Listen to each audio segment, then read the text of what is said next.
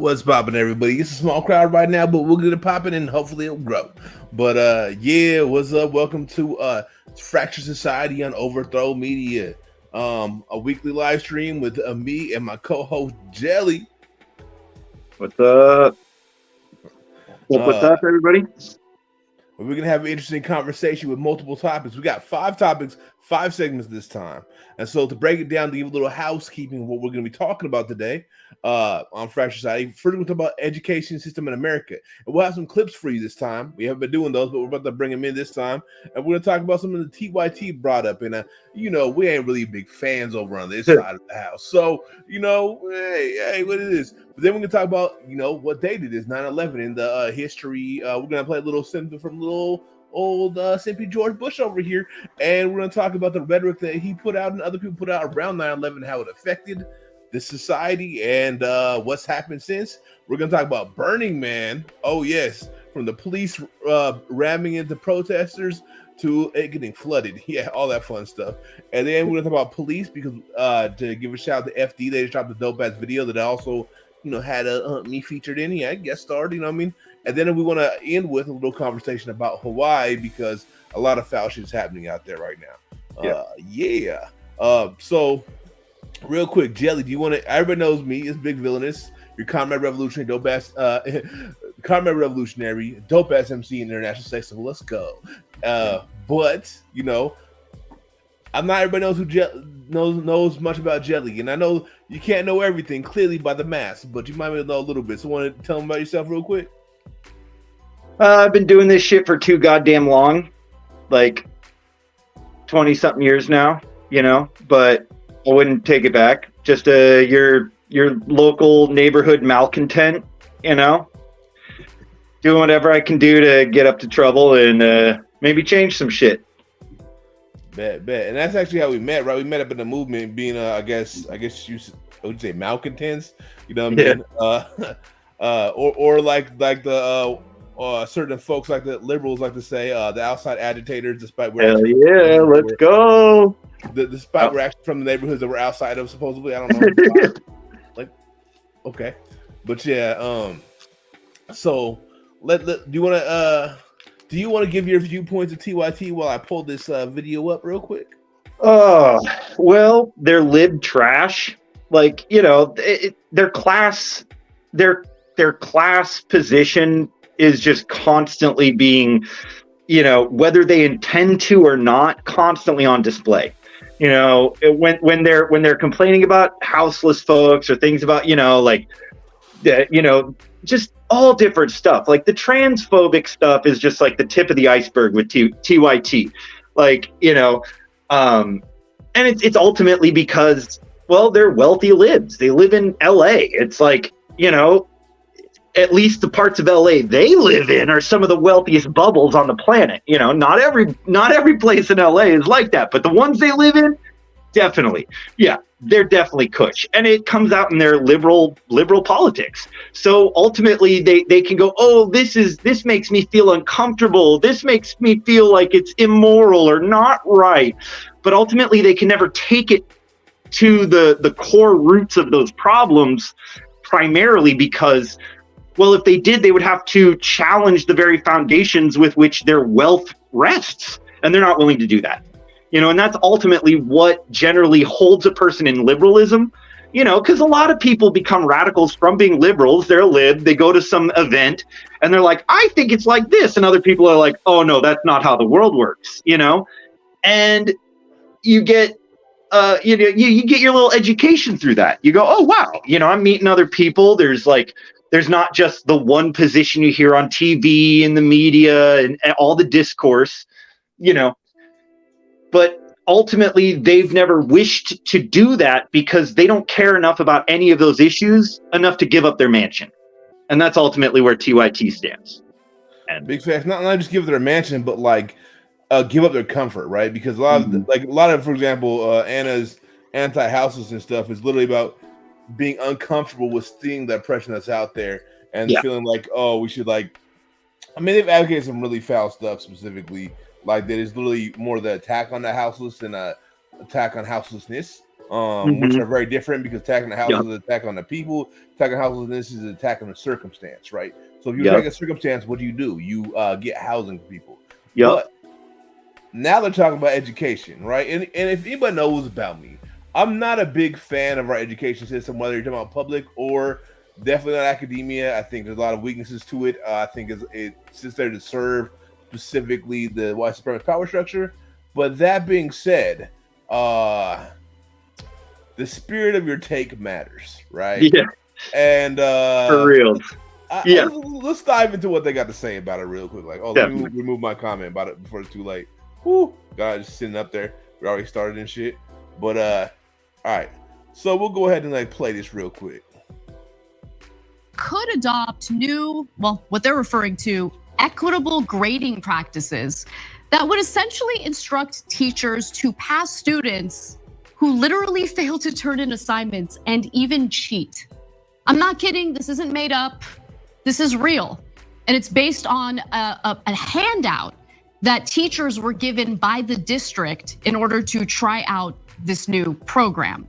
Now, the handout also instructs teachers to not assign zeros to assignments that are handed in late or are missing.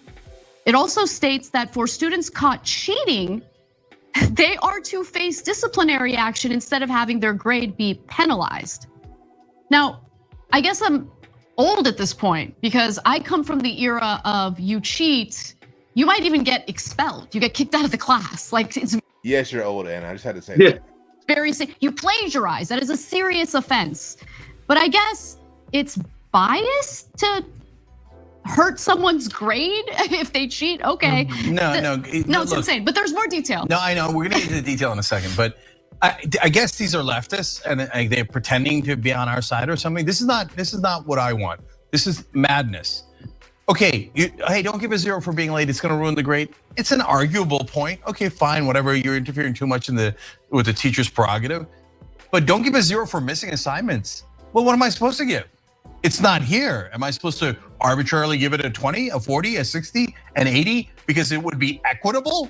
It's insane. No, you guys aren't getting it. This isn't justice and this doesn't help the students and it's deeply patronizing.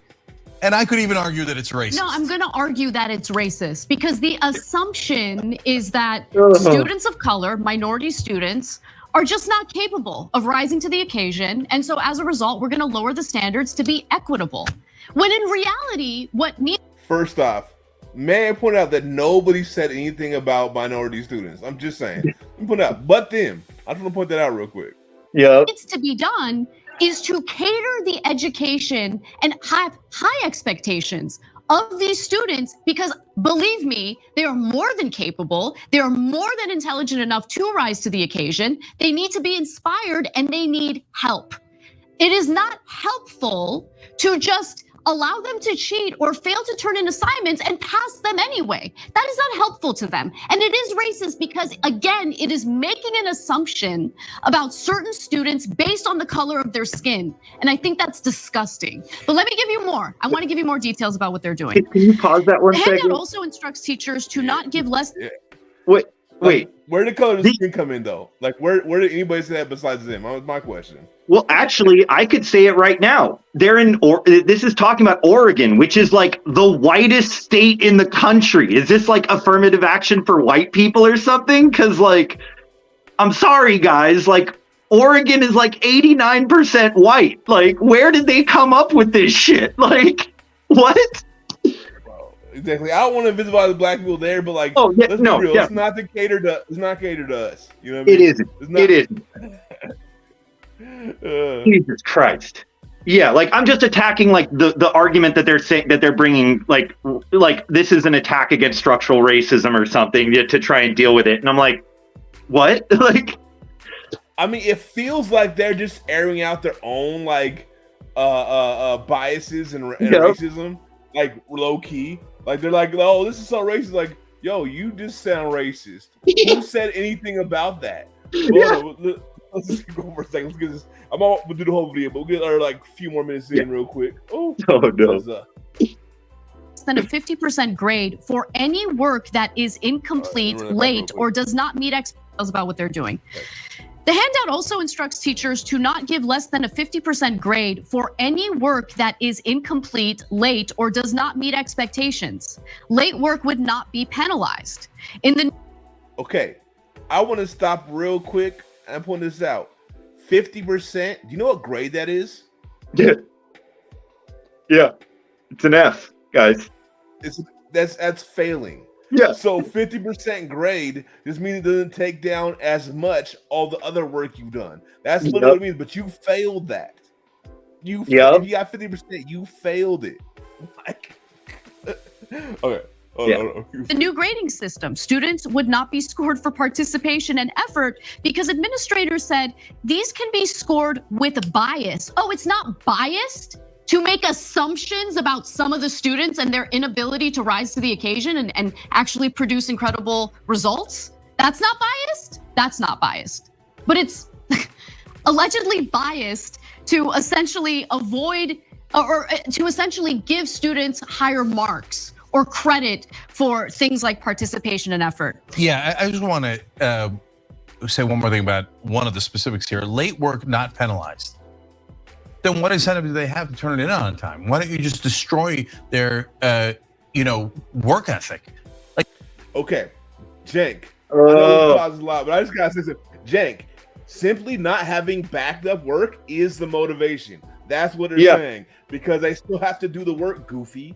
Like they still have to do the work. It's just not out. And also, let me point out the inherent ableism in this situation, because what people have started to recognize, a lot of people have ADHD, and we have something called time blindness, as well as autism, which both have time blindness. And so it makes it really hard for people to stay on top of it. So we're trying to be more accessible. It's not meant to make it easier. And when you think about it, none of this makes it easier. It just makes them have to do. Just makes it where you're not penalized for being late. It makes it so you're not like grades aren't penalized. It doesn't mean you're not penalized for cheating. Grades aren't penalized for cheating. So you just gotta make up the work, and then you get whatever the consequences instead of like taking your grade down because you try to cheat.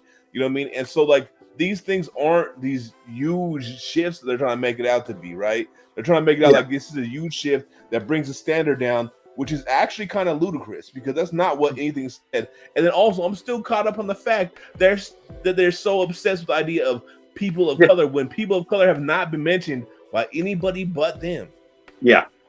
And you know, like, bro, this is your microaggressions, family. This is like obviously you being racist, your damn self. I don't want to call them family, liberal. So like, you know what I mean? It's just like, bro. Yeah, no, I feel you. Because like, granted, I was definitely the kid who, from day one, was at war with the school and never did anything. I never did any work. It was like a matter of like principle, They were keeping me locked up there all day. I'm not going to do anything for them that they don't force me to do. That's just how it goes. But like, come on, like literally what these schools are responding to is the fact that standardized testing has made it so that if a school doesn't get as much money, they get penalized for their budgets get cut, and then they can't get out of that hole. And so what they're effectively doing right here is trying to like offset some of those things where like, okay, you missed some work and then you have to make that shit up and do some extra credit shit just to get your grade back up. So you're like already doing double time because you missed something, you fucked up, you did something like that. And then because those grades were getting pushed down, schools are getting less money. Like this seems like it totally makes sense to me. These schools are just like, fuck, like we need to like create some new system so that rather than like punishing students so much that we're literally like depriving the entire school of funds, how do you do it so that you can encourage young people to like try and make up that work, but you're like, hey, there's not a huge boulder as well that you have to push up the hill along with this, it seems like they're making a mountain out of a molehill, and then they just had to fucking tell on themselves and be like, with the whole like, this is specifically for children of color, isn't it? And you're like, what? No, what? Like, where? What? Like, who said that, Anna? Who said that, Cenk? Like, what? I'm gonna jump a little ahead, but like, keep going. Oh, dude, it's just wild to me. Like, because I've got critiques of the school system, but like, man, like, you're gonna come at it with some like, oh, work ethic, blah blah blah. Who benefits from this solid Protestant work ethic? Your fucking boss, your pastor, the fucking government, fucking tax collectors. Those motherfuckers benefit from us having a strong work ethic. You know what we benefit from? Having leisure time and enjoying our lives, and not like letting every fucking moment of our lives be stolen away for fucking labor for somebody else. But go off, TYT. Tell us about how the libs need to learn a good work ethic again, and how you're not just fucking Republicans. Like, they sound like Republicans right now.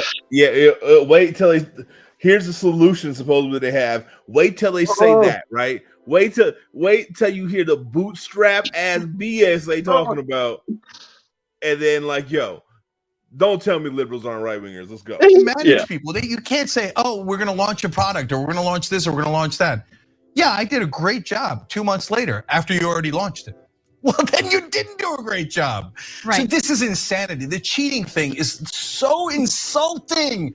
Oh, it's biased to think that even if you don't think it's about race, it's definitely about class. That's for sure, right? It's not. Again, who said that?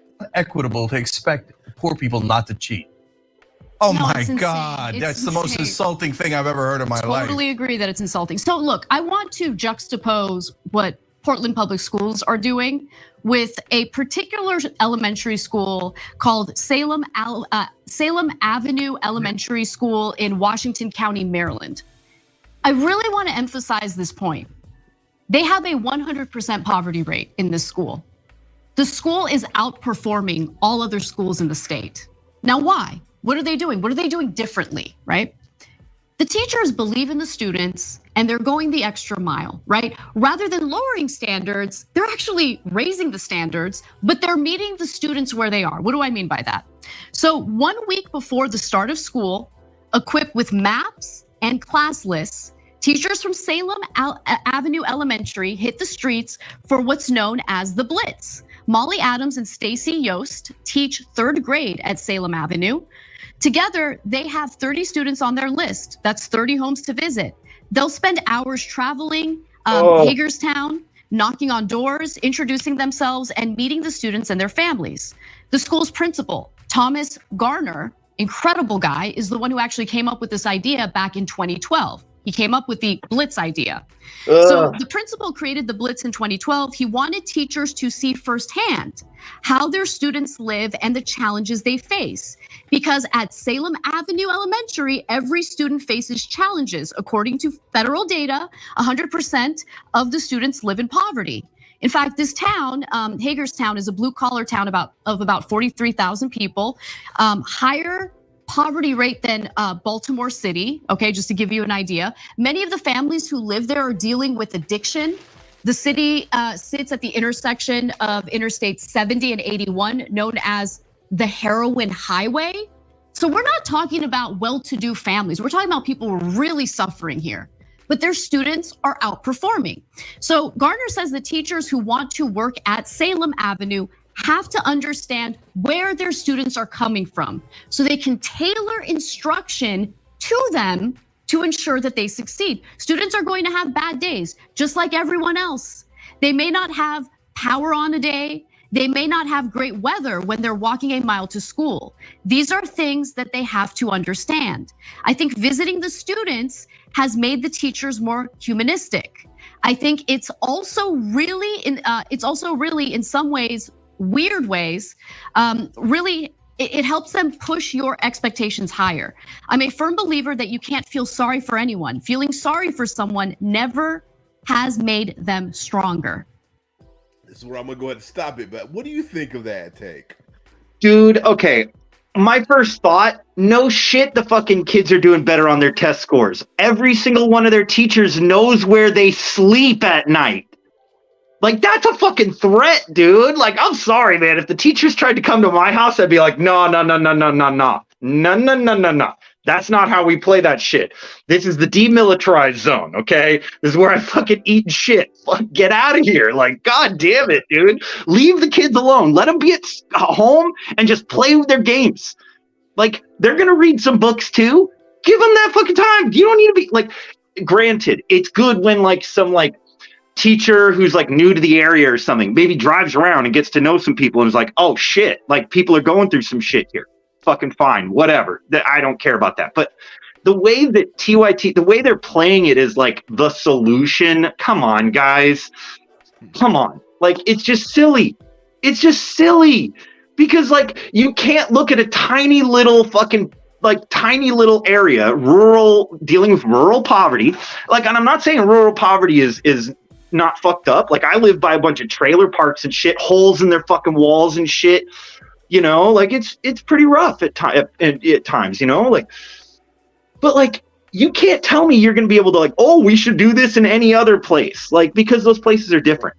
You know, you can't compare like a really small town where everyone knows each other to like a big city and think that those same policies are going to fucking work. Like, it just doesn't work that way. Like, that's a fact too. But also, like, this screams school to prison pipeline. You turned teachers into probation officers, pretty much. Mm-hmm. Come with your house, we're doing house checks and make sure you're doing this stuff, and that is what they're doing right now. Not to mention, if you listen to the last take he had, it is literally some bootstrap shit. It's like, you know what I mean? Mm-hmm. I'm like, and don't get it wrong, I am a firm believer like struggle makes you strong. Oh yeah. Don't get it twisted. But that's not what he argued. He argued straight bootstrap stuff, and then TYT's like, yeah, it's the greatest. I'm like, whoo, oh my God. Yeah, I mean, liberals are full of that stuff too, but I mean, yeah, y'all somewhere in between liberal and Republican at this point. It's kind of wild because the thing is, I couldn't imagine, like, I don't know about y'all at home, but for me, school was fundamentally a hostile space. So I did not want that hostile space coming to my house, especially with someone like me who was dealing with abuse to the house, because it just makes that even more hostile. So I get everything is more hostile now. School's more hostile and my house is more hostile. It's not like anything better. Not to mention, like, don't get it wrong, I'm for teachers having relationships, but it should be fundamentally built through the space you already have and then invitation. Right? Yeah. Like if you're invited to come meet my parents because you're one of my best teachers, cool. But I don't want the teacher I fucking hate coming to my house and harassing me. Especially that a lot of times teachers aren't like necessarily the greatest. I know like we want to be like teachers are awesome, but like a lot of people, a lot of youth and a lot of people who were youth have very bad experiences with teachers over and over again, more than they had good ones. I can like literally list my good teachers on one hand, actually two fingers, two of them, right?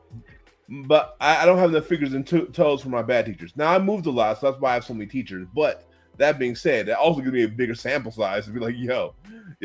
And I think there's, like I said, it reminds me, it screams school to prison pipeline to me. Yes.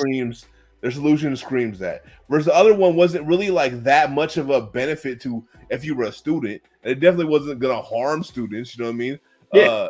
But the one they're advocating probably does. And then also I want to ask, how many of the students that was in that school in Maryland have got booted out, and that's why that number is so high? Yep, exactly. And see, to be honest, like, these libs are doing the fucking same old lib shit that they're always going to do. They're going to be like, oh, something needs to be done. And they're going to fucking play the other side of the tune of the fucking school to prison pipeline. Like, while Republicans in fucking Texas and shit are converting entire libraries to just disciplinary centers, they're like, we don't need books. We just need to we need more prison space for the kids. We need more cells to hold the unruly kids in. You know, effectively, TYT is doing it on the opposite side, being like, oh, we need more social workers doing those things. And every single way that the state or other structures of power can get into those bubbles and disrupt those communities, those lives, you know, the more that they're able to do those things, you know, with shit like mandatory reporting that doesn't take into account like all sorts of differences, cultural differences, you know, all sorts of shit.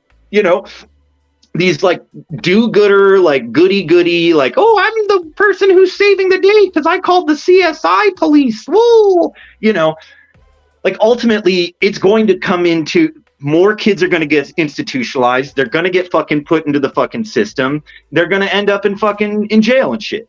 And it's just like I want to be like, oh, these libs are just really stupid. You know, but some of these motherfuckers know, and they just don't give a shit. They just don't give a shit. I do believe, though, that a lot more liberals are very stupid and actually do believe that propaganda. The Republicans, the right-wingers don't. They're like, yeah, we just like to lock people up. We don't give a shit. But the liberals are like, it actually is for people's good, though. And everyone else is like, no, it isn't. You fucking idiots. Get out of here with that shit. I mean, real talk, bro. Also, like, man, it's like, why do you want to, like, build your institutions for your children to mimic like probation and prisons and stuff like that? It just like what? It's horrific. Kids are being like literally being raised from day one in situations that are very similar to a prison or any other kind of institutionalized environment. And I don't see why people aren't like actually like kind of fucking freaked out about it and shit. You know, with like it's like, because it's been happening like throughout our lives. There's been this really big push to like, first it was like in-class suspensions and like the little closet they'd put you into the fucking thing, and then they would end up like your name would get known by the cops and like you're one of the troublemakers, all these different things. But like it's getting more and more pronounced. They just keep upping it because it's not getting the solutions they want, which is a completely subdued labor class. That's just never going to happen. I remember we were organizing around school to prison pipeline out here in Washington, and I remember specifically talking about and sharing my experience with the timeout rooms, because people don't realize that we have timeout rooms out here, which is very much similar to like the toxicity of stuff. Basically what they do is when kids act up, they lock them in a room for like 20 minutes, half an hour, where they can't get out. You know what I mean? And they just like they locked me in the closet all day. Like they literally all day. I would be locked in there all day. Like, and then they were like, and then they fucking tried to hit me with the Becca bill because I just wouldn't go to school. I was like, no, fuck you guys. I'm not going to voluntarily come to your little fucking jail closet. Fuck off. And then they were like, See, so they had timeout rooms where I was at, and then they'd have me in one classroom, which is like jail already. You know what I mean? That I couldn't go to any other classes or anything like that, or be with any normal folks. Which it's funny that when they finally let me out, and I had to press, I did fine when I finally wasn't in a situation where you were setting me up to fail. You know what I mean? Which is wild. But like, no, it's real. Like the education system, and then we got the liberals like TYT putting shit that's just not good. You know what I mean? And like, and not even doing research, right? You know what I mean? Like literally the 50% for like is an F. That just blew my mind. I'm like, do y'all not know what you're saying out loud? Like, that just doesn't make. They failed. They still failed. It just doesn't affect their GPA to that degree, so they have more ability to recover from it. You know what I mean? Anyway, I do want to talk about a side comment that doesn't really have to do with this, but I feel like I wanted to respond to him from Raven. They asked, you seen that video of the woman stealing meat and some Samaritan poking her Nebby nose in I never heard that saying for Nebby nose in trying to stop her. The comments by people are infuriating. Yeah, I mean, I saw that. Yeah, I was like, literally, when I saw that video, I was high. I was like, man, I would be beefing with them if I was just a random passerby. Yeah, they can be the Samaritan. I'll be they can be the good Samaritan. I'll be the bad Samaritan. Hell yeah. Like, you know what I mean? Leave her alone. She's stealing food. Yeah. Like, what does that say about society that someone's stealing food? Like, they're not doing good, right? So I wanted to respond to that, because that video was one of the, like, if I felt like we could make enough content from it, I would have had it on the stream at some point. But that, probably could actually, but I haven't figured out like exactly how to go with it. But yeah. Oh, okay. So I guess we should move on to the next part. You know what I mean? Or anybody else have any feedback in the audience about their thoughts on TYT before we move on? Let me know. Because the thing there, I think the way they're trying to portray like they're actually trying to help education is like cap. You know what I mean? It's just like after they said all the transphobic shit, how they're trying to pretend like they're trans allies. It's like y'all are just full of it. And well, they're libs. Smoking out. Yeah, they're libs.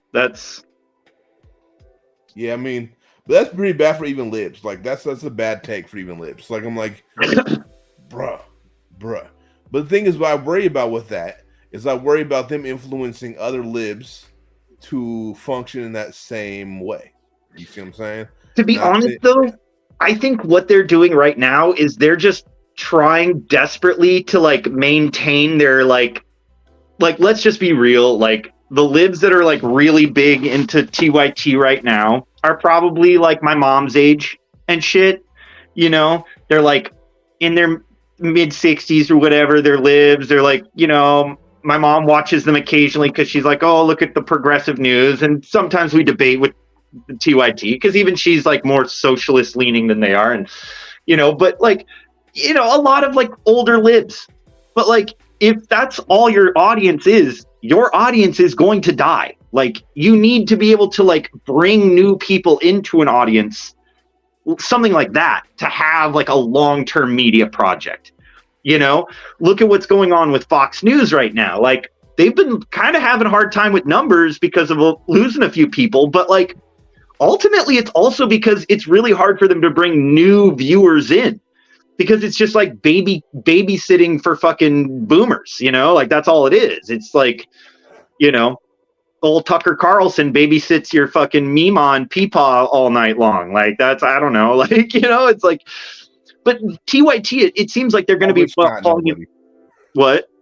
I was telling us nobody. I wish they wouldn't. Yeah, I know. It's bad for their health. It's bad for their health. But like, I think that's what we're also seeing. They're like literally coming up to like the point where they've dug their heels in so many times on these much older kind of liberal references, and the youth are just kind of surpassing even the liberal youth.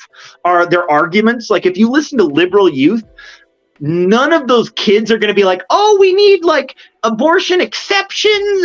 They're like, no, abortion on demand. Like they're bringing back those older things. And the older ones, like the older Democrats are like, but what about happened to like safe and rare, guys? We wanted safe and rare. And they don't realize that those Democratic talking points from 20, 30 years ago, when they were dealing with Republicans then, are like not, they don't have any frame of reference for the young people, because the young people are like, yeah, that was your bullshit. Like, we're doing something different right now. And TYT is like not dealing with it. They're like Principal Skinner right now, being like, it is not I who is wrong, it is the kids who are wrong. And that's what's going to happen. And, you know, fuck, what can you do? Yeah, real talk, man. I mean, what can you do? Just stop supporting their network, but you know what I mean? Try to correct the misinformation, you know what I mean? Because they're putting out misinformation at that moment. You know what I mean? Oh, yeah. Trying to paint it in a way that isn't real. You know what I mean? And I'm not even saying that that's like the greatest thing in the world. Like, I don't really care that much about that. You know what I mean? I think the things I worry about more, even with education, about like building bonds with the youth, teachers should be doing, and actually building relationships and supporting youth over like trying to regurgitate the system's BS to them as the priority.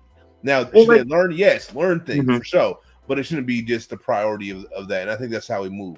But I want to move on to the second segment. Can I make one statement first? Yeah. I just wanted to say, finishing up on education, you look at the anarchist free school movement that from the late 1800s, early 1900s, and there were adults there that were helping teach the kids, but they weren't authority figures. They were effectively like, they kind of like helped mediate challenges. They were always intergenerational spaces of learning where kids would have other slightly older kids modeling behaviors as well. The kids themselves got to help in the whole process with the teachers develop what they were going to be working on, you know, and at what paces and stuff. But it was because those teachers in those free schools were part of the kids' community already. You know, they didn't have to like do this through some weird school program. Like, they knew each other, and they you know, people had respect for each other. And, you know, so there are ways that we can like develop educational practices that are like not just beneficial for kids, but for all of us, you know. But this shit ain't it. You know, I'm sorry. I didn't want to get too lost in the grass. Yeah, I mean, we should talk about sometime how we're doing a free school program a while back. And like, I even taught folks about the Panthers a little bit, you know what I mean? And some of the youth also, like, yes, like tutors, but I only like tutors, like mentors, because I think that's much more important, that you bring the skills you bring to the table. I used to mentor at high schools like a long time ago. You know what I mean? When I had friends that worked in high school and we all lived in the same state, you know what I mean? And, you know, we got a lot of youth who got really organized, specifically this group called 90 People. But I don't want to go too deep into it because we don't have the time for it. And we're already like 30-some minutes in. And then on our first segment, we're doing good this one. We're going to have a full stream, clearly. But But so now it's time to get to the second component. And you know what that is? You know what today's date is, right? Yep. It's that It's number the anniversary of the U.S. call the pigs. It's also the number that is the date that these towers knocked down and the propaganda started. But And in 1973, the CIA launched a coup against Allende in fucking Chile and put Augusto Pinochet into power, which had a lot more thousands of people dying than fucking motherfuckers falling out of the towers. But, you know, that's all I'm gonna say. Remember Chile. But yeah, also I think I want to focus on. Well, let's just watch this video from George Bush real quick. Yes, you guys got to look at George Bush. I'm making you look at him, look at their face and hear his voice again. I know you thought you were done with him, but he's still breathing. So I guess we're not done with him. It is what it is. He's still here. Is our children learning? He's still here talking. I want you all to know it can't go any louder. Good. I want you all to know that America today is on bended knee in prayer for the people whose lives were lost here, for the workers who work here, for the families who mourn. This nation stands with the good people of New York City and New Jersey and Connecticut as we mourn the loss of thousands of our citizens. I can hear you. What a freaking dingus, dude. Jesus I Christ. can hear you. The rest of the world hears you. And the people who knock these buildings down will hear all of us soon.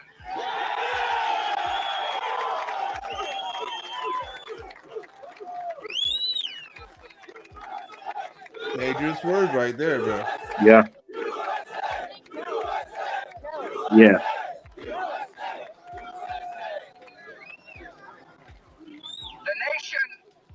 The nation sends its love Harry, and compassion no, sorry. to everybody who's here. Thank you for your hard work. Thank you for making the nation proud. And may God bless America.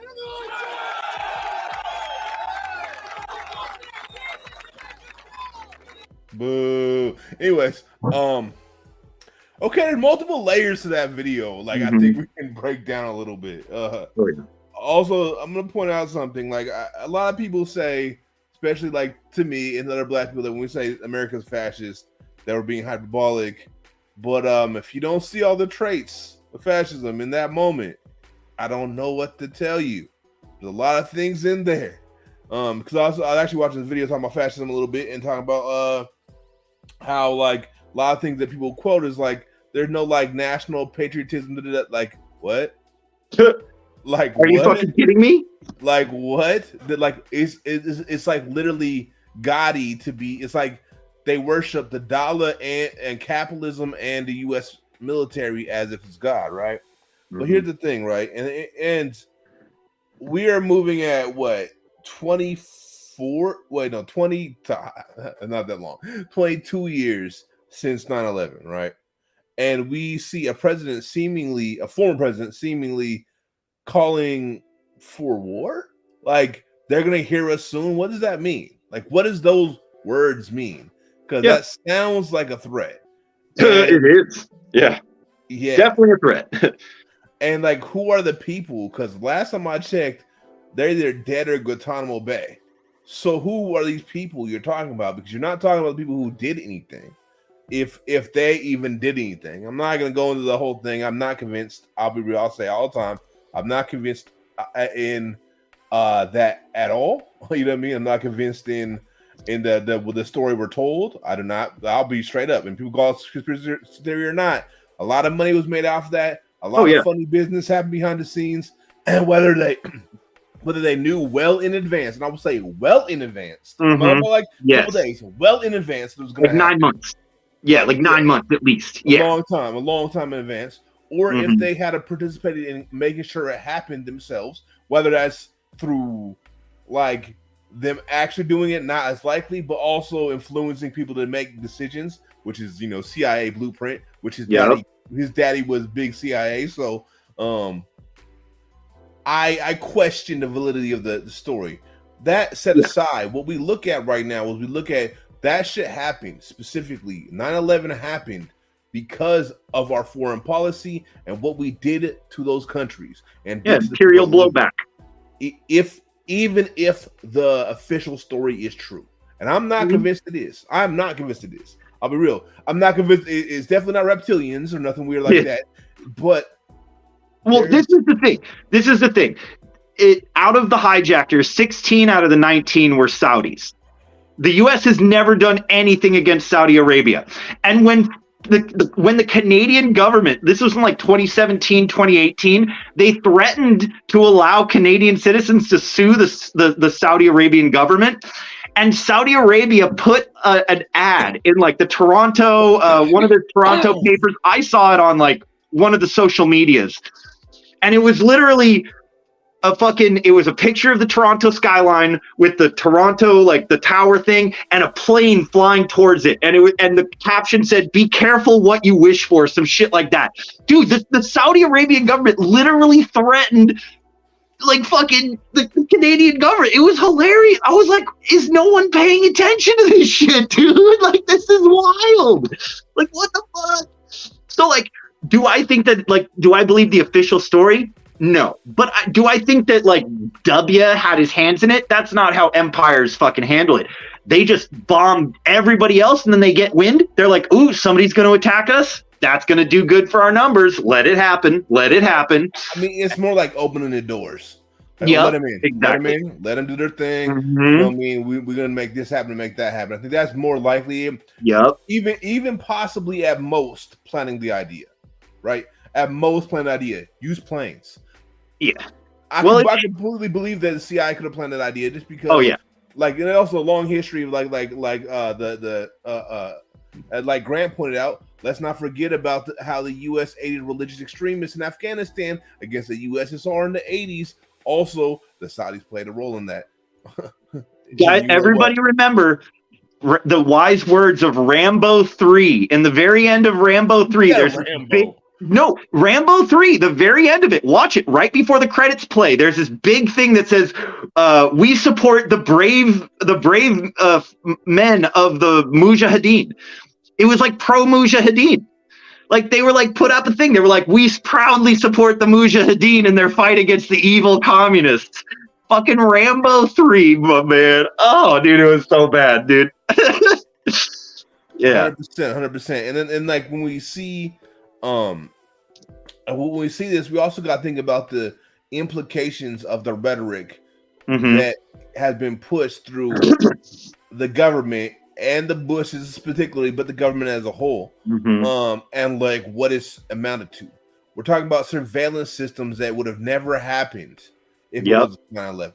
We're talking about invasions and wars like the war in Iraq that would have never happened, where it really went over there, as we know now, and we really knew then, to steal oil. But not just Iraq and Afghanistan. Those are the ones that the liberals protested, but all throughout like the Sahel region of Africa, like that's now like having coups and shit.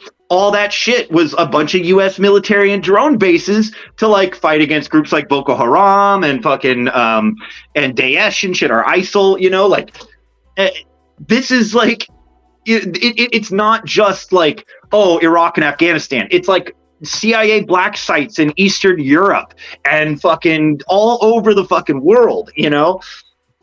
Yeah. And that shit would not have been possible without the American public being put into such a fucking blood fury. It was insane. Like my sister lived near this gas station right after when that went right around that time. And we always went over there. There was this Sikh family who owned the place, and everybody took turns. You know, it was all family members who worked there.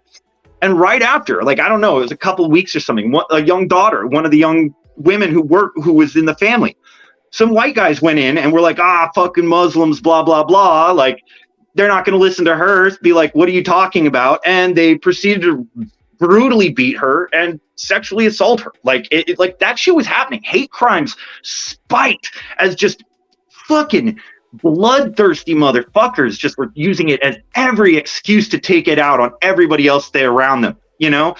Like, and they did it with the power of pride. You'd see those stickers everywhere. It was this stupid ass American flag bumper sticker. It said power of pride, you know? Yeah, it just, that shit, you know, because even beyond the global ramifications of it, when it comes to like wars and like regional destabilization, like we've seen in the Sahel region and throughout the Middle East and stuff, it's also like that shit came home instantly. And the people who were the ones who had to face it were the ones who had the least amount to fucking do with the goddamn thing and the most to fucking lose, you know? And it was fucked up. It was a really fucked up time. Yeah, like, I mean, and it's advanced the imperialist agenda of the U.S. for the last 20-something years, right? A lot of these wars, a lot of this occupation has been defined by that incident, and they're still using it today. What we're talking about 22 years later as if it happened yesterday, right? And I'm not saying you should forget what happened in history. No, like remember, like we should remember the bombings that happened in history. We should remember all the people who died, the Haymarket massacre and shit, and how the fucking people fought for human rights in those moments and lost their lives behind it, right? But when we talk about blowback from what we've done and consequences, like Malcolm said, the chicken come home to roost, we have to see it within those contexts, right? But instead, we see ourselves as victims, despite we've been an aggressor the whole time. We view it as a justification for more aggression towards other people who had zero to do with it. We use it to justify killing what's estimated to be 1 million plus civilians in Iraq. I'm not talking about the soldiers. I'm talking about the civilians. We like literally we used it to justify a surveillance system that is only being competed with by maybe China. You know what I mean? Our surveillance system is crazier than people know it is. It's like China, Israel, and UK and the United States have like probably the most developed surveillance systems, because like if you're in like Moscow, for example, it's heavily surveilled. But like the majority of Russia, for example, people are like, it's a police state. It is. It's an authoritarian police state. It totally is. But they just don't have the money for that. Like, whereas like China, that's why China really pushed hard with 5G in the beginnings and putting out and building AI technologies up. And it's the same reason why the US is trying to expand 5G everywhere. And it's not because it's going to give you cancer or whatever. It's because they can run facial biometrics on that shit and scan everybody's faces in a crowd and have total information awareness, you know. But yeah, they'll convince us that the only people who don't like it are, you know, we're like, oh, it's going to give me 3 eyes, you know, whatever. But yeah. We're living in a surveillance state that no humans have ever existed under, like ever. Like it's worse than the panopticon in many ways, you know, just because of the amount of information that they actually can get. It's even more than being in a panopticon, because you can't even have your private thoughts anymore.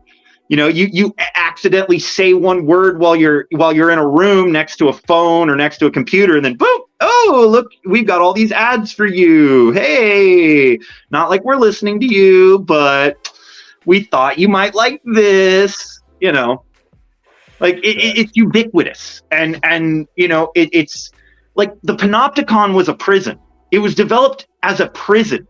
Literally, children are being born into this with less rights than a person who is in a panopticon, because at least they were only put there as an adult for actions. Children are just being like, this is the water they're swimming in.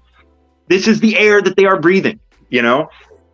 Yeah. So yeah, it's absolutely crucial. Like what we got to think about, because the implications of 9/11 is still continuing to go forward. It's not like it's not like they stopped using that rhetoric, but they've continued to use it to justify like atrocities. You feel me? And like I think one thing we haven't realized is how much, well, we've realized it, but a lot of people haven't realized, is how much our fears that they are playing on motivates us. But there's another factor to it too. The nationalism that we saw in those moments, right? When they talk about they're going to hear us, and when we talk about we're killing people, it's funny how that's when our nationalism shows up. That's funny how that's when the USA starts getting chanted, right? And I would say it's probably for a reason. You know what I mean? That probably has been the foundation of what this country has been the whole time. And I say probably as in definitely. But I think that's why that still, even to this day, is going to be what pulls out that energy, what pulls out, and what causes, and what causes people to feel so patriotic, right? But it's not really surprising when we think about like even what we celebrate. The 4th of July is literally celebrating war and bombs going off. So like it's not really surprising that's the foundation of this country. But then that fear is the fuel to keep that foundation moving. Is what it feels like to me, and I feel like that's what he was embracing in that moment. So. Well, and it was part of a downturn of military recruitment, and they pumped those numbers up. Blew up a whole new generation of young people. Yeah. People I knew, friends of mine, they were stupid enough to fucking go, and they're fucking dead now. And for what? For fucking what? But that's how powerful that nationalistic cult of blood fury can be, But like so many of us bought into it too. Like, be real, like nigga, like there's street niggas and hood niggas over there. I was hot about it for a quick like week before I like started really analyzing it, even as a 15-year-old, and started realizing some of it don't smell right. But like, you know what I mean? They're able to utilize that. But that's the thing is, it is playing off the emotion. It is standard fashion. It's playing off the emotional reactions we have to it. Yeah. And we can talk more about this, but I think it'd be a good time to transition to segments that everybody's been waiting for. So make sure to share this video, by the way. Take a moment. Share this video. If you feel like you have some funds, feel free to super chat or whatever. Also, you can support on Patreon and Big Villainous if you want to support me as well. And oh shit. Well, and I don't know, Jelly should start a Patreon at some point. I don't know. Jelly doesn't have Patreon though. Yeah. But yeah, so next the segment everybody's been waiting for. So like I said, appreciate the video, so everybody knows. We're about to get into Burning Man.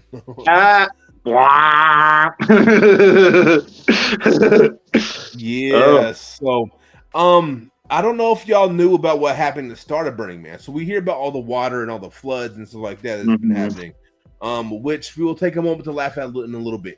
But the thing is, it's really interesting about it is before that happened, Burning Man specifically had an incident that was participated in and advocated by the people that were attending it. And we're about to take a little footage of this real quick, or watch a little footage of this real quick. You know what I mean? So, all right, let me go full screen on this side real quick and press play.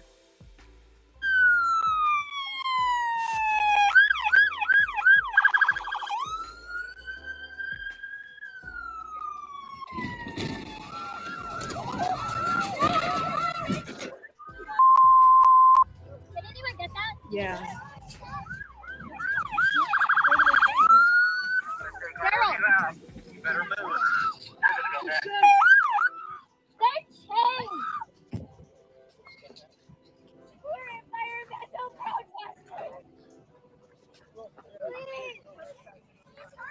I just want to let anybody know, if they don't know, if you see like at protests and stuff, you see the people with like the bright green on their hats. Those are usually legal observers from the National Lawyers Guild. So if you're ever at a protest or something and you're like kind of like, hey, what's going on? Or like, is this safe?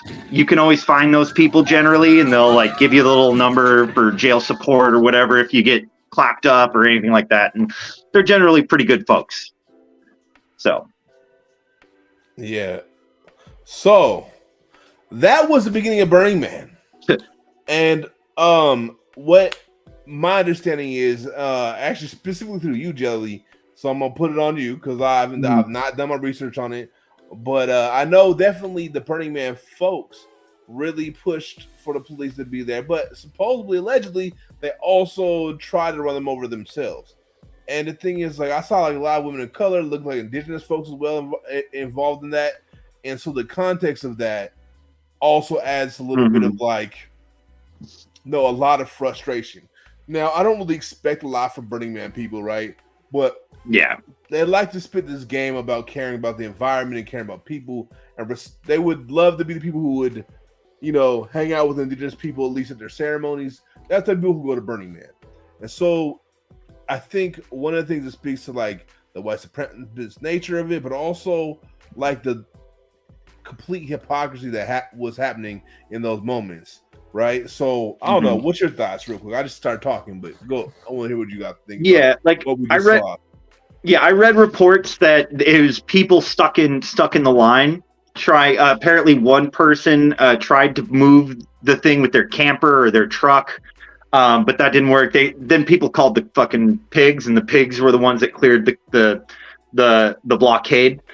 Like I'm not trying to put anything on the climate protesters here, but goddamn, if any of you are gonna do a blockade, please don't lock yourself to it. Please, like we're not in those kumbaya days anymore. Like that shit, that person could have fucking got killed by that fucking pig doing that. Like, because they were chained to the goddamn thing. That shit was like, that video is scary. Like, it's legit scary, because that person could have gotten really fucking badly hurt. But what it shows us is that these motherfuckers, they care more about their leisure time. They care more about their like, ooh, I get to come out here and I paid the money, so I get to do this. I get to because I paid. Whereas like, they're not looking at like all of the potential consequences of that activity. They don't really give a shit about it, and so they didn't give a shit about calling the police on these climate protesters or risking their lives, legit risking those people's lives. Because if you call the cops and the cops go and kill somebody, guess what? You have some of that blood on your hands. Like, it doesn't mean that you have the same amount, maybe not, but you got blood on your hands too. And, it's just, I think that helped some people, in the sense of like, kind of like crystallize this like moment of like, oh yeah, like these guys, they literally, like if there was ever anything about Burning Man that had any redemption, which is back in the day when those cool groups actually split from Burning Man because they were pissed off, like bands like Chikung and shit. They just stopped going to Burning Man because it was stupid. Like all they're doing is they're showing that like nothing matters to them. Yeah. And that, and that doesn't mean that like, they're inherently bad people. But like when they let that like those hedonistic drives determine like their willingness to endanger other people's safety for what? Oh, you like, it took you a little bit longer to get into fucking Burning Man. I'm sorry, bro. You didn't get to like melt your feet off with the alkaline, dust there. Oh, too bad. Like, I don't care that much, like ultimately I only care about the people who are like doing the action, whether I agree with the action or not. We'll find ourselves in situations like that where we might disagree with certain tactics that each of us do. But the thing about solidarity, I want to be clear though. We might disagree with the tactics, but not the action per se. Oh like, yeah, I fully support that action. Like, especially like look at the amount of fuel people spent to get there. So they are actually making an impact on the environment. This is what we talk about. How privileged people have some of the biggest footprints, right? Like that, the trek there is a big footprint. Them being there is a big footprint. Right? And so that wasn't even a bad target per se. No, it's the tactic that they used. And the assumption of benevolence, the assumption of understanding, the assumption that people care. I think that's a big part too. When I think about when we talk about tactically, what I would get arguments with liberals a lot about as well during protests and all other things. You're assuming these people care. Yeah, that's a wrong assumption. Read some Malcolm. You feel me? I mean, read some Malcolm. They don't care. They don't care. No, they don't. And that showed thoroughly. Now, I wanted to take a moment though, after we realized like how effed up the situation was, to then laugh at the karma. Because there was some karma. Does anybody read about the karma that's happening? But here's the frustrating part about it. I will say it frustrates me that the karma of what's happening makes bigger news than what happened at the beginning of what we just saw. Right? That makes me really upset. That the karma of it, and it's also phrases these people, the burners, as like poor people. All these poor people, which I'm like, dude. First, they're super rich. They pay $2,000 a ticket. Fuck off with that shit, dude. $2,500 a ticket. You're not poor, man. I'm sorry, you're not poor. Mad money, and then at the same time, it's like also the lack of consideration they had for other human lives because you're gonna ruin their fun they spend money on, right? And not thinking about, and they talk about the environment, they talk about those things, but not thinking about their impacts on it, which will be, I think, addressed in this video a little bit too. Actually. So let's pop this up real quick. Shoot. Exodus from Burning Man is slowly moving forward after rain and mud trapped more than 70,000 festival goers for days. For now, there's new concern over what they're leaving behind. Our Liz Coit is there. At Burning Man's Black Rock City, days trapped in messy sludge have now turned to hours stuck in gridlock traffic. It was a great burn until it rained. Tonight, the slow crawl out of the remote desert festival stretching for miles.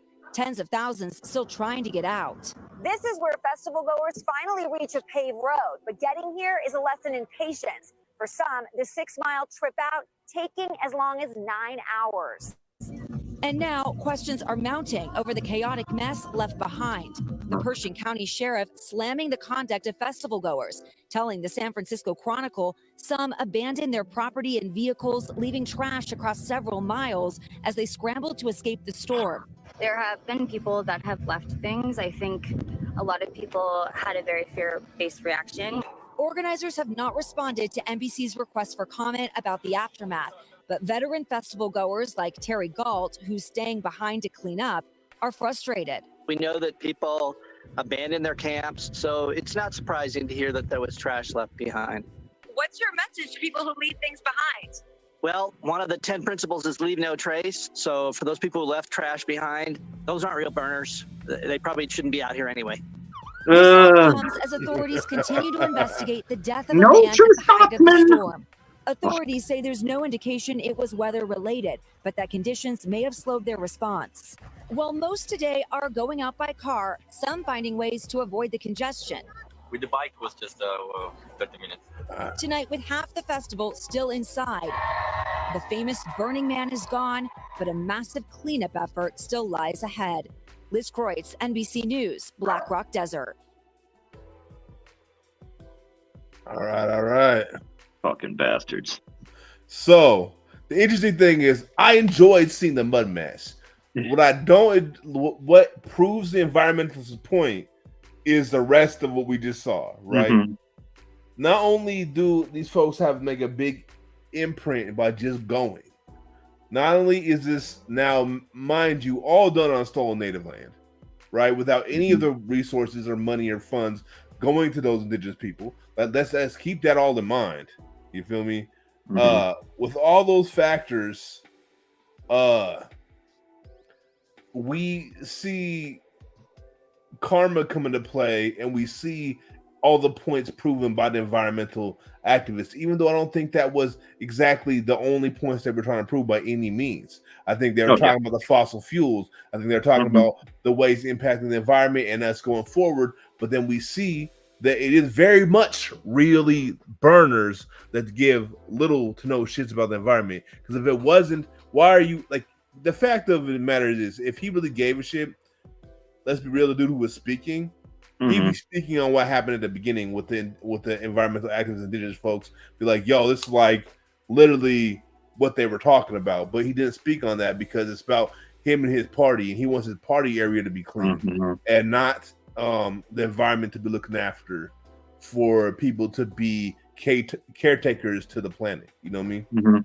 Yeah, he wants to see it as like, oh, I want the environment to be clean because it looks nice while I'm on fucking my drugs or whatever, and not like, no, we have a responsibility to all other life forms to like not fuck shit up too bad for everyone else. Like, we have a responsibility, like, because ultimately, what do we enjoy the fact that we were dropped into a fucking, just plopped out into a fucking world that's like dealing with like environmental catastrophes? No, that ain't great. And it's because not enough people were fucking actually thinking about those responsibilities, not only to themselves, but to other people, other beings around them, and the little ones of the future, however long that may take, you know, like, there's just no consideration for it, because ultimately for them, it's just their little tune-out party in between. That's their paid time off from vacation from their fucking 9-to-5 corporate fucking job that allows them to fucking afford to pay for a fucking nice-ass Airstream and a nice-ass truck and fucking tickets to Burning Man and all their drugs and all their fucking food and water and fucking everything, their little beanbag chairs. Like, you know, so ultimately, I don't even know if that dude even knew about the protest. He might not even have known. I don't even know if he'd care, you know, because ultimately that's not what he is there for. He's there to ignore the state of the world, you know? Yeah, man. Yeah, exactly. And if you're feeling guilty and you're a burner, you consider your Airstream and truck to me as no, I'm playing, y'all. I'll play, but I'm not playing. If you want to give it to me, I'll take it.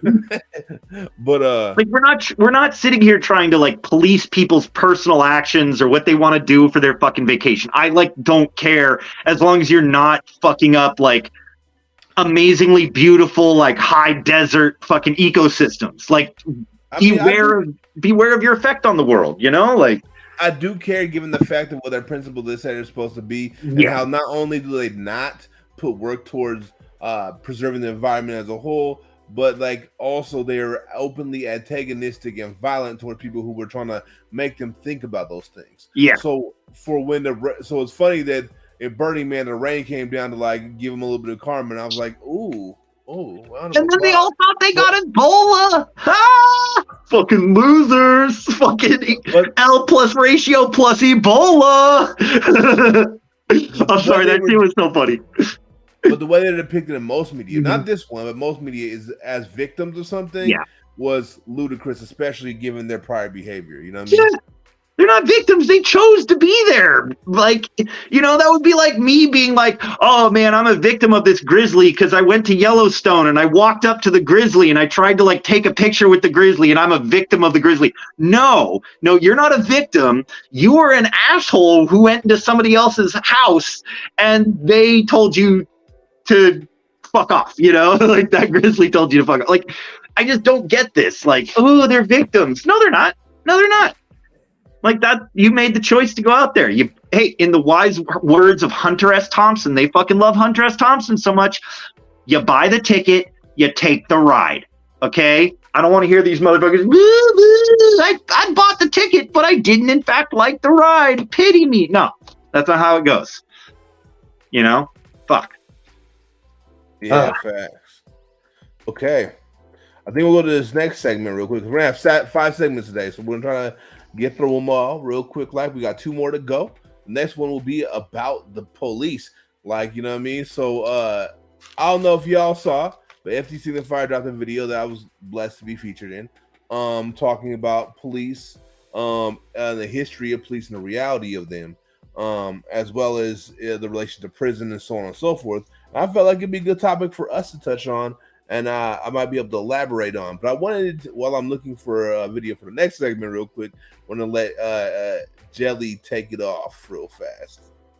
So I haven't seen that video, but we're just talking about police. You know, I know anything. Just the roles of police in a carceral society. Yeah, the role of police in carceral society, even the experiences, but like also like the way, and also like propaganda. Mm-hmm. Yeah, sorry, I should give you more breakdown. My fault. Oh, it's all good. I would say that it's a really interesting institution, precisely because it creates it's an institution based on both social exclusion, but social inclusion at the same time. So where the police were invented and they came out of the slave catcher patrols and the strike breakers And then the first official police department was in London, and then that was like 14, 15, 16, around there. And then shortly thereafter, it was Boston and some of the other East Coast cities that started their first police forces. And they drew from the strike breaking of the London police, and they also drew from the tradition of the slave catcher patrols of the South and in the North, going into the North, like these patrols.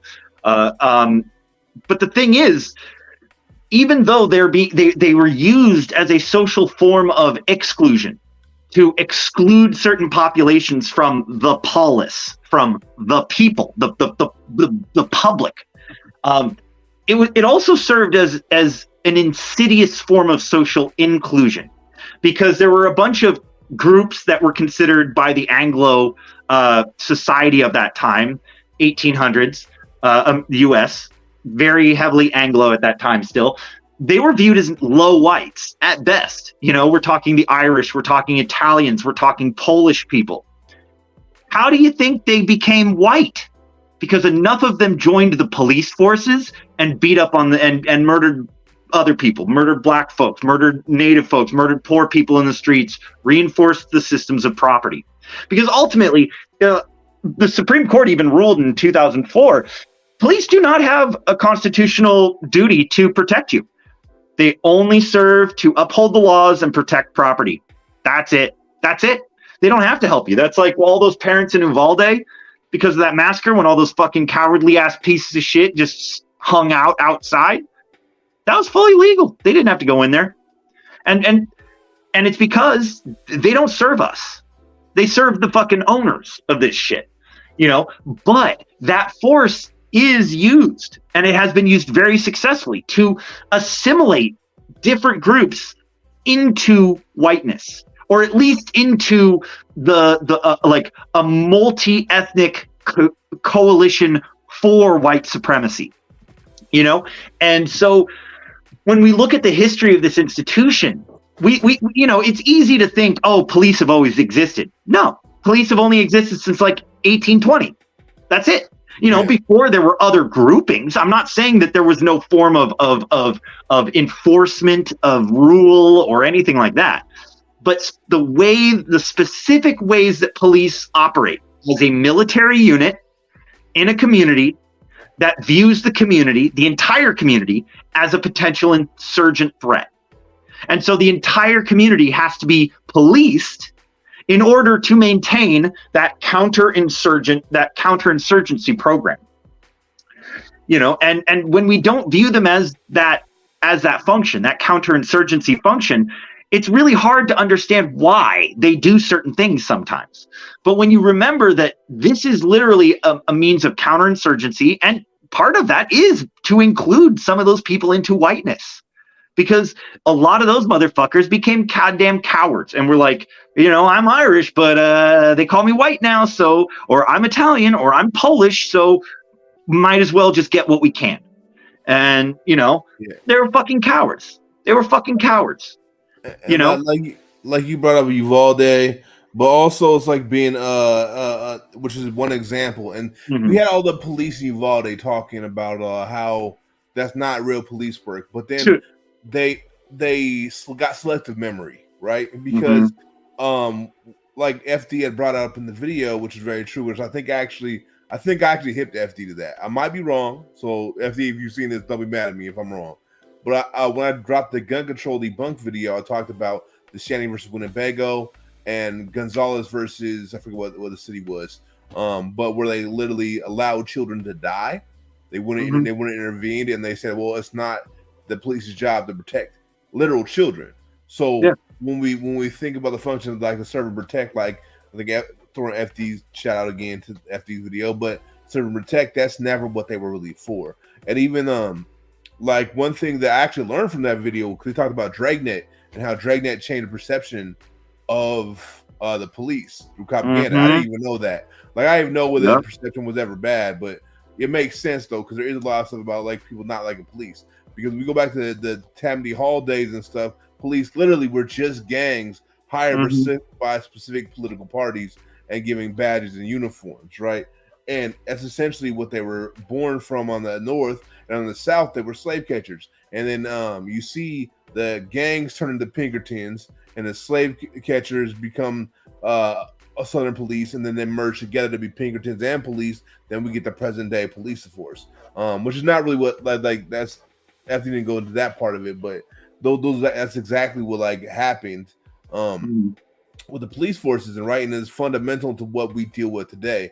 But we've now gone through like 40-something years, 50-something, no, it's probably 60-something years of indoctrination with like Dragnet coming out. And one of the things that you noticed, that FD noticed and pointed out, which was a really good point, was that they speak as the authority on truth.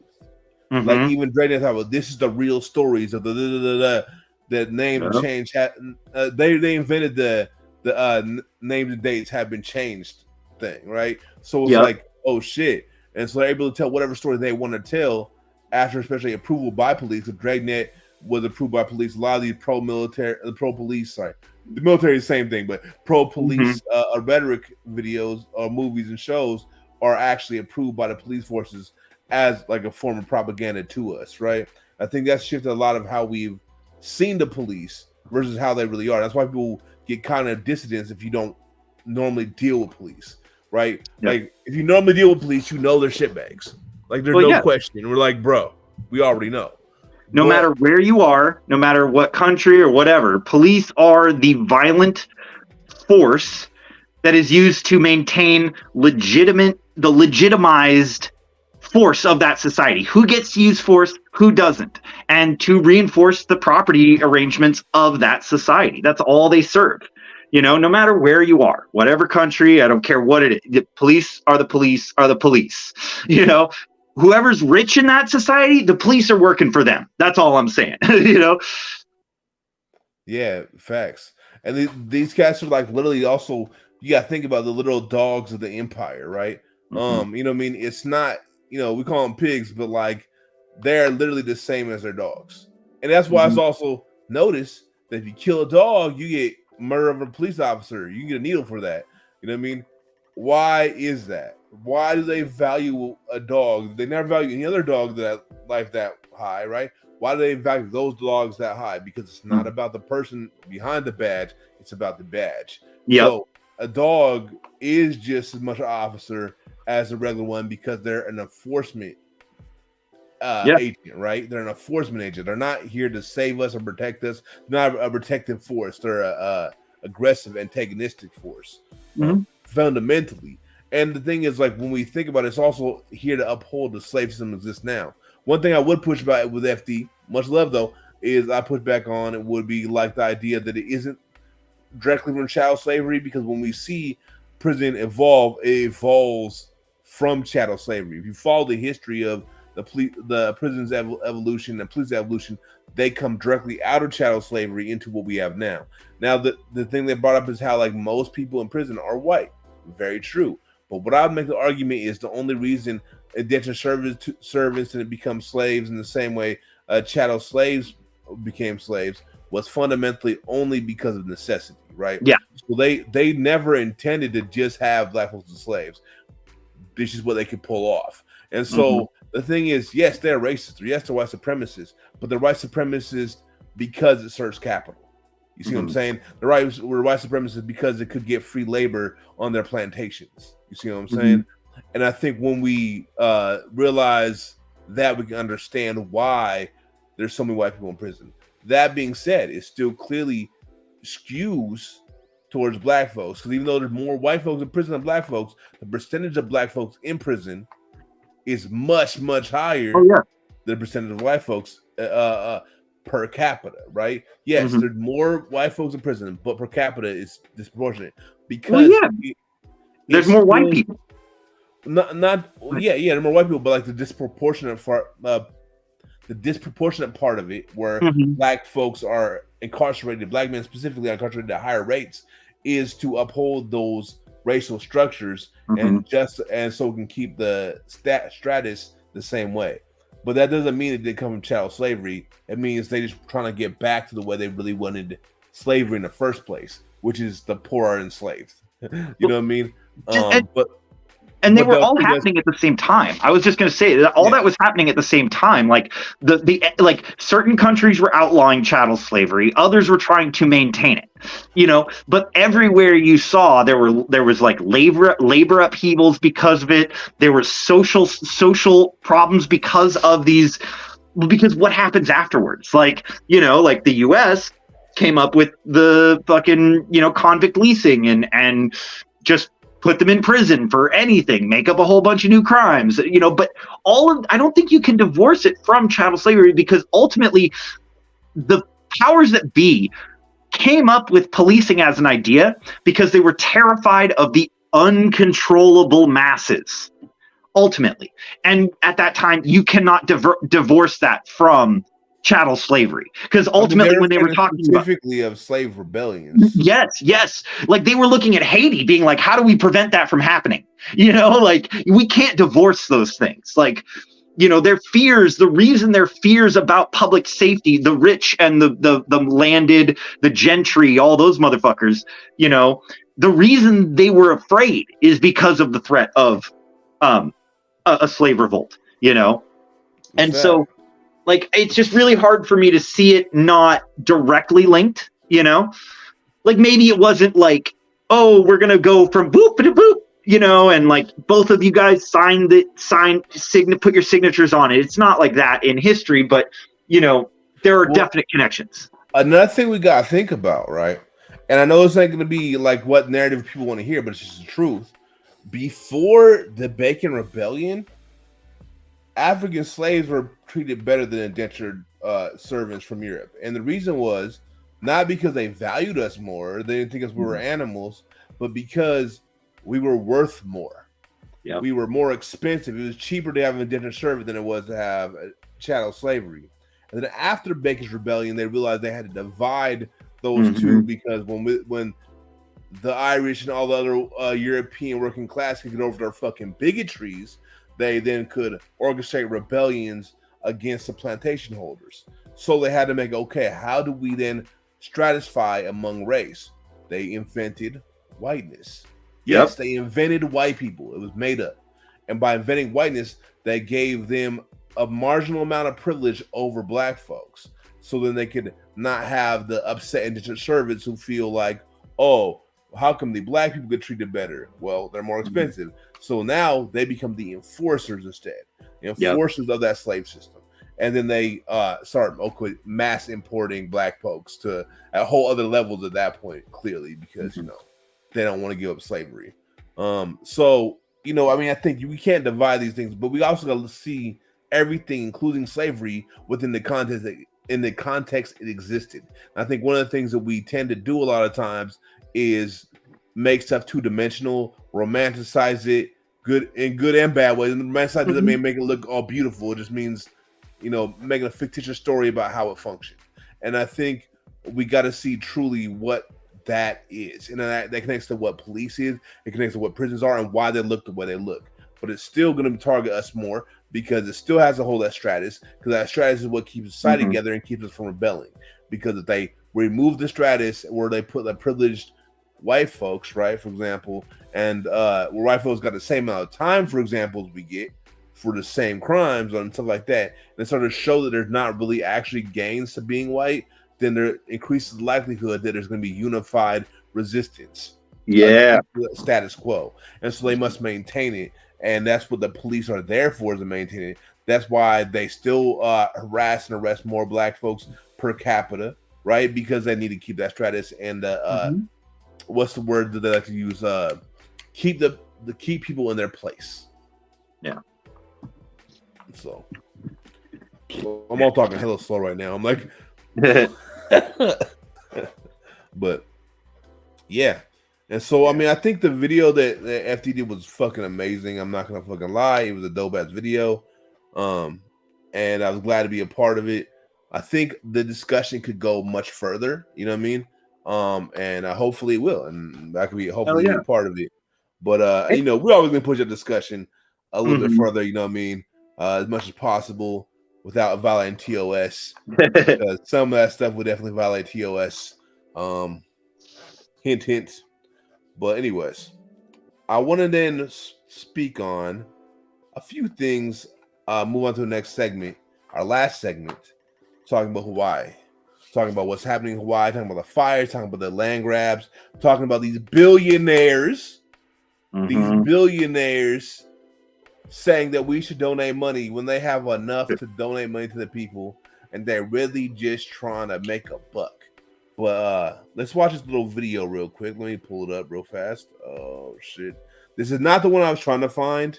So I haven't actually seen this one, but I feel like it's going to talk about good shit based off the title. So if it ends up going left, y'all, I'm sorry. This one I didn't have to pre-watch. I was trying to find a specific video, but I couldn't find it.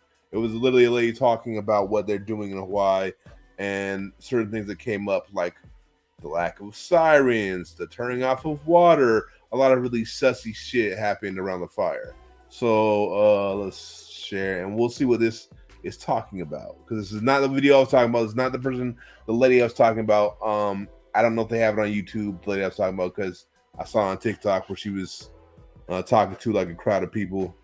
But anyways, all right, let's peep this.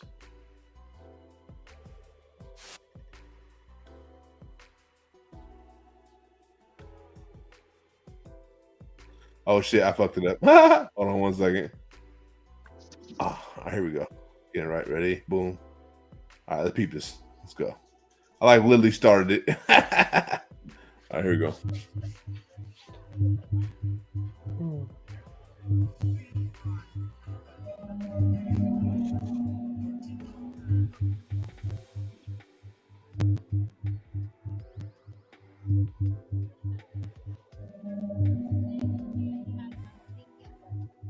Some of the things that's already been happening is realtors are calling families who lost everything, offering them to buy their property and their home for pennies on the dollar, just pennies on the dollar. So it's pretty offensive to us that people won't even give us the time to grieve properly.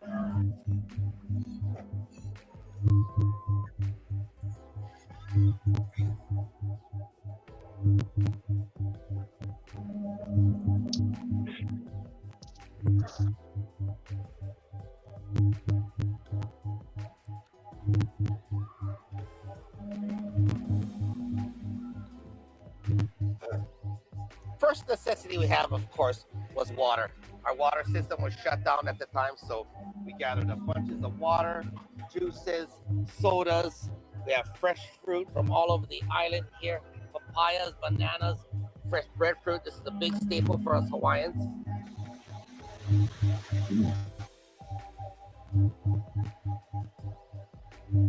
The recovery from this tragedy is proceeding, and it's proceeding extremely vigorously. As you know, the tragedy occurred on the 8th, late. Immediately, we asked for support, and the world has stepped up. Our communities have stepped up, and before I go too far, I want to say how much we appreciate those who supplemented the things that we were unable to do in the early days.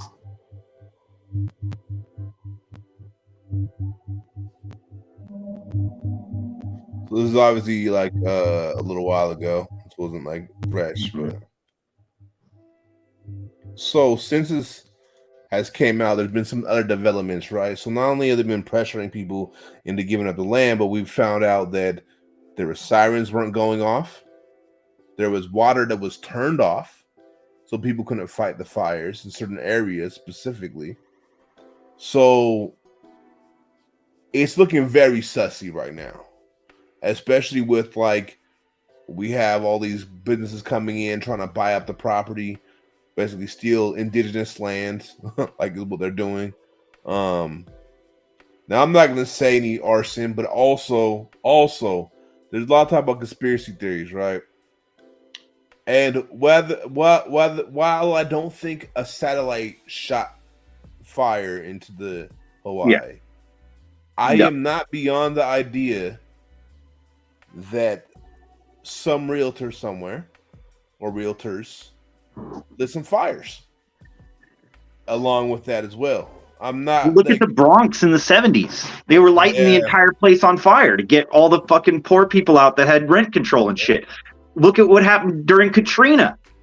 All these same motherfuckers used it to just try and get as many people out of whatever property they owned there.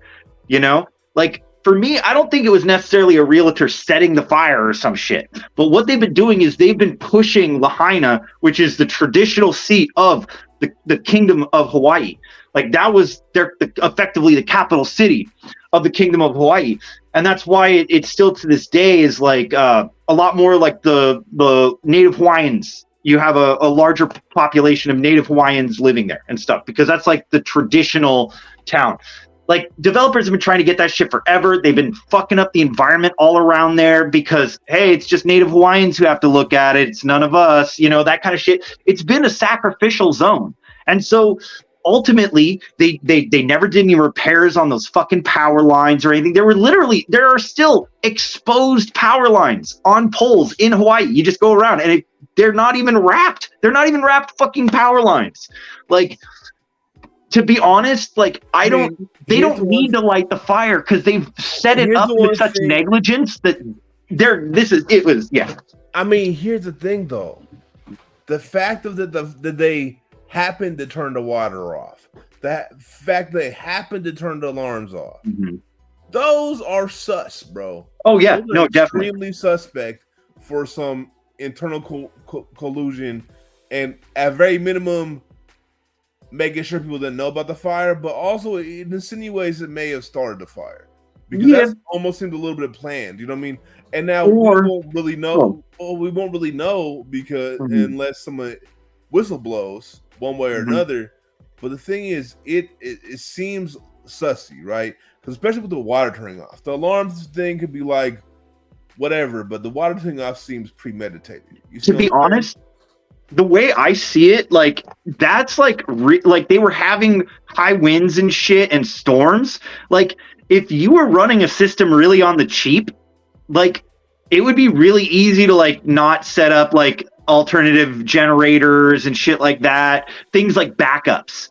Like to be honest, like I wouldn't be surprised if the fucking like beyond them being like, ooh, let's get rid of Lahaina so we can redevelop it, more just they were like, why do they need a fucking alarm? They're not that's not Mark Zuckerberg's house, that's not Oprah Winfrey's house, we don't care, you know. I think that there's also like we have to consider the national sacrificial zone of that reservation, that native reservations are declared by the US government, just to see how areas, towns, cities, regions that have a large population of indigenous people, these types of national sacrificial zones happen again and again and again. And I'm not saying that there isn't like, no, there's land theft there too.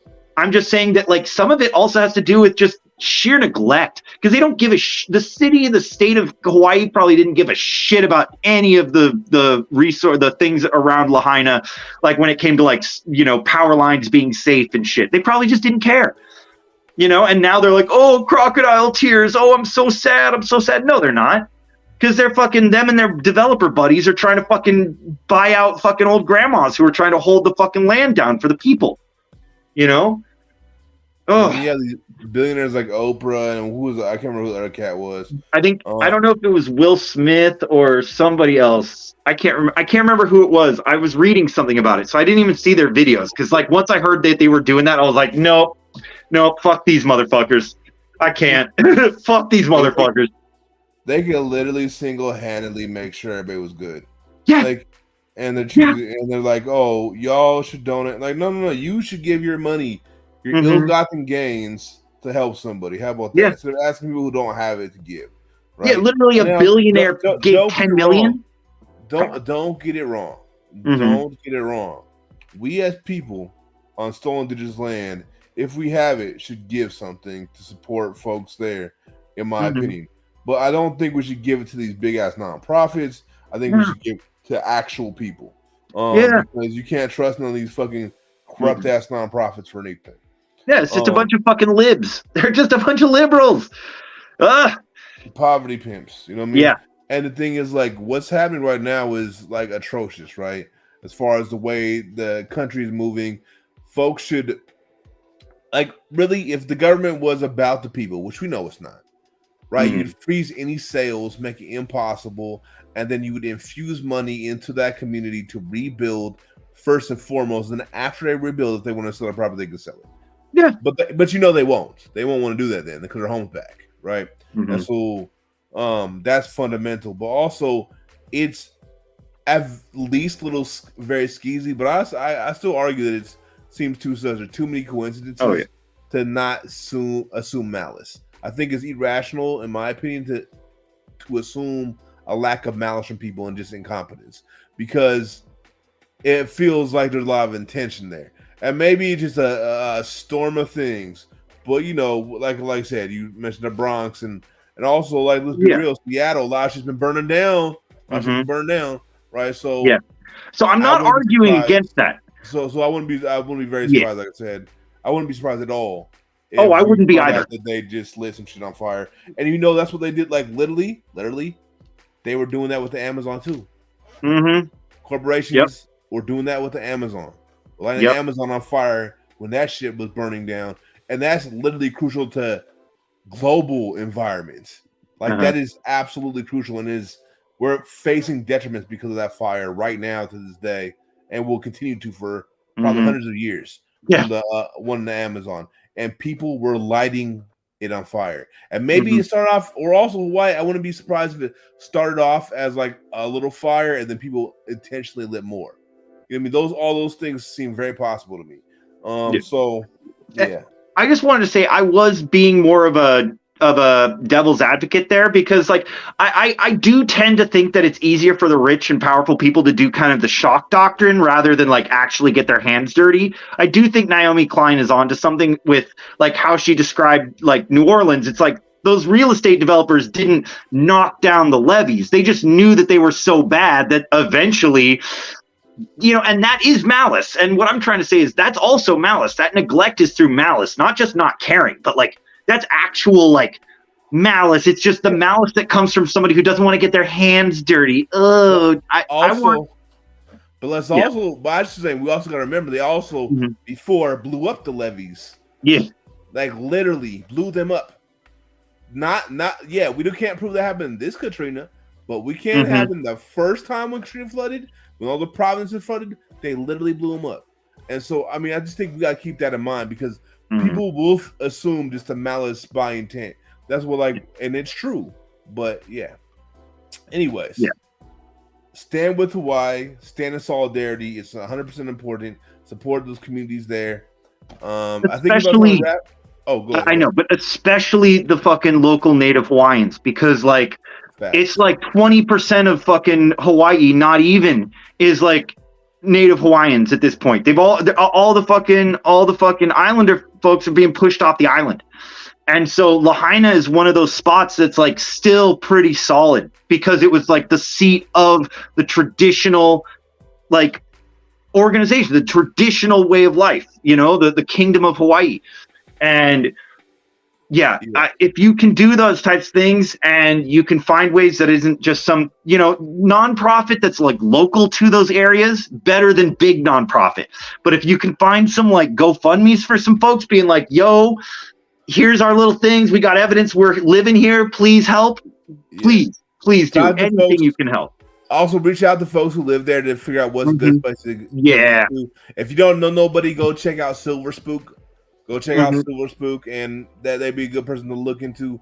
They do content on YouTube and I think Twitch. I don't do Twitch, so I might be having fucked up. But they do game design. It's really cool. Game design. Reach out. I gotta go check out their content, and maybe even reach out to them if they have the space. They might be able to tell you ways you can donate in ways that make sense.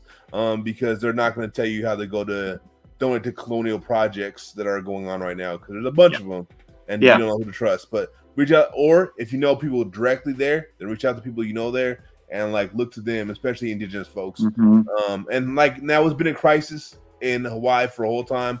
By the way, the water supply has been polluted because of all the tourism, all that stuff. And also, again, check out Silver Spook. They break that shit down way better than I can. So yeah, I think this is about the time we're gonna call it. We're gonna come to the end of our stream, but I want to say make sure to subscribe, hit that bell. If you haven't seen the whole video, go back and watch the VOD. If you have seen it, go watch a part of the VOD anyways and leave a comment. Share this video with multiple people. And yeah, we'll be back next week, next Monday at the same time, 4:30. You know what it is. And let us know you appreciate it by leaving comments in the VOD specifically because that helps the algorithm and boosts it. But yeah, we love y'all and thanks for rocking with us this whole time. Oh yeah, anarchy and ooh-woos. Ooh-woo. All right, we ended the stream in 3, 2.